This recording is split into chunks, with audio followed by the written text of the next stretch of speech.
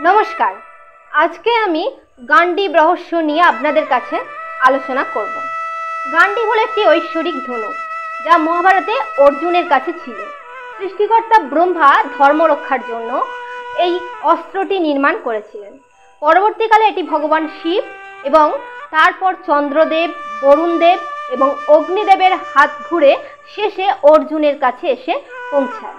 মহাভারতের খাণ্ডব দহন পর্বে অর্জুন অগ্নিদেবকে সাহায্য করেছিলেন, তাই অগ্নিদেব পুরস্কার স্বরূপ অর্জুনকে এটি দিয়েছিলেন। ধনুকটির বিশেষত্ব হলো এই যে এটি 108টি দড়ি লাগানো আছে, যা দিয়ে একসঙ্গে 100টি তীর নিক্ষেপ করা যায়। ধনুকটি সোনা এবং বিভিন্ন রত্ন দিয়ে সাজানো ছিল। অর্জুন গান্ডীবের সাহায্যেই ভীষ্ম, দ্রোণ, কর্ণ প্রমুখ যোদ্ধাদের বধ করেছিলেন। মহাভারতের শেষে অর্জুন বরুণ দেবের কাছে গান্ডীব ফেরত দিয়েছিলেন।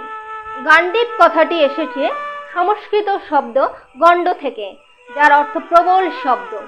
এই ধনুকটির দড়ি ধরে টান দিলে মেঘ গর্জনের মতো প্রচণ্ড আওয়াজ হতো বলে এর নাম গান্ডীব দেওয়া হয়েছে। অপর একটি মত বলছে যে এই ধনুকটি গন্ডারের মেরুদণ্ড দিয়ে তৈরি বলে এরকম নামকরণ করা হয়েছে। আপনার কোনটি মনে হয়? অবশ্যই কমেন্ট বক্সে কমেন্ট করে জানান।